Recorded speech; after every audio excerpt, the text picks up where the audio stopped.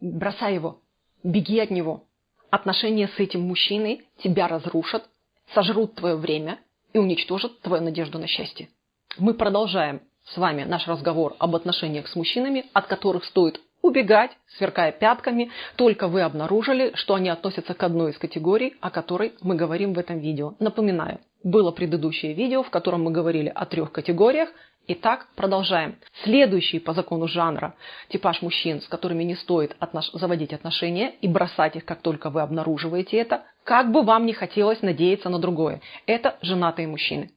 Потому что у женатого мужчины вы будете сидеть на скамейке запасных бесконечно долго, и это ограничено только 2 вещами. Насколько удобно ему будет вами пользоваться, и пока не лопнет ваше терпение. Эта бесконечность может тянуться, чем более терпеливая вы, тем дольше будет тянуться эта бесконечность. Вы теряете время, вы теряете свои шансы устроить свою личную жизнь. Мало того, вы становитесь неинтересны абсолютно для других мужчин. Потому что вы зацикливаетесь и стараетесь удержать то, что вам не принадлежит, никогда не принадлежало, и шансов завладеть этим с каждым годом у вас будет становиться все меньше и меньше, потому что чем дольше мужчина находится в этой ситуации, тем она ему комфортнее и удобнее. Следующий типаж, от которого стоит убегать, сверкая пятками, как только вы обнаружили, что это за типаж. Это мужчина, который, только начиная общение с вами, начинает ставить вам условия.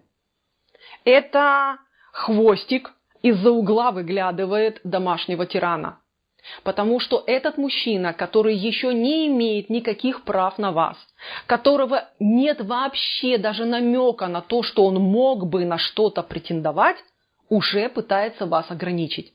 Как только вы поведетесь на первое ограничение, за ним последует второе. Кстати, ограничения эти для многих женщин выглядят очень безобидно, я бы сказала. Некоторые даже радуются этим ограничениям. Что это за ограничение? Доедешь до дома, позвони мне. Где ты была? С кем ты разговаривала? Почему ты так долго разговаривала с кем-то? Я тебе звонил 3 раза. И вы начинаете постепенно оправдываться. Вы постепенно уходите в бесправное положение, вы постепенно теряете свою самостоятельность и свою свободу. А вас все больше и больше ограничивает. Потом вам будут рассказывать, как вам краситься, как вам одеваться, с кем вам общаться, кого вам вообще забанить в социальных сетях, вычеркнуть из телефонной книжки, с кем вам прекратить общение. Ну и потом вас оставят в изоляции и будут вами крутить, как захотят. Вот такая вот неприятная картинка. Поэтому, если вы столкнулись с этим типажом мужчин, бегите. Раньше сделаете, легче будет выходить из этого состояния. Потому что чем глубже вы в это погружаетесь, тем тяжелее выбраться. А когда вы падаете на дно, самостоятельно выйти оттуда нет сил. Но мужчина этот вас просто так никогда не отпустит. Ему удобно чувствовать себя сильным. Итак, переходим к следующему типажу. Собственно говоря, мы о нем и говорили. Говорить уже начали. Это мужчина подавляющий. То есть, если домашний тиран, о котором мы говорили вот перед этим, он только уже в конце начинает подавлять, то подавляющий мужчина, он начинает вас пригружать, собственно говоря, с самого начала. Его становится слишком много в вашей жизни. Вы повернуться не успели, а он уже здесь. Он уже познакомился со всеми вашими родственниками, он уже познакомился со всеми вашими друзьями. То есть он как спрут распустил свои лапищи в вашу жизнь, и его много. Выпереть его оттуда вам теперь сложно. Вы сомневаетесь, подходит ли вам он, потому что чаще всего он точно не подходит, у вас уже к нему есть претензии.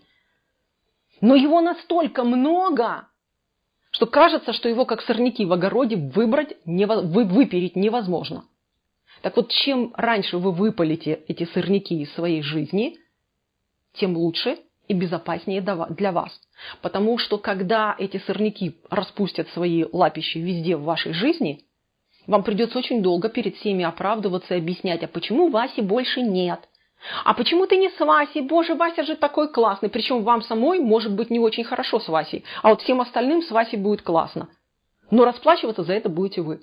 Поэтому нужны ли вам эти отношения? Подумайте еще раз хорошо, а мы переходим к следующему типажу. Следующий типаж о котором мы говорим, он такой более мягкий, но не менее неприятный для вас, потому что это мужчина, который еще не определился. Это мужчина, который не может решить, нравитесь ли ему вы или ваша подружка Света. Хочет ли он быть с вами или он все-таки хочет строить карьеру.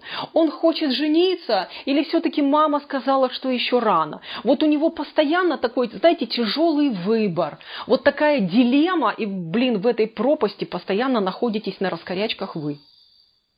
Потому что вам теперь нужно изощряться, растягиваться в шпагат в воздухе и думать, а что же мне теперь делать? Мне там на что-то надеяться, есть или нет? И чем больше вы себе строите сопли, надежд размазываете, тем больше вас растягивает, и в конце концов вы уже готовы порваться, а шансов не порваться просто нет.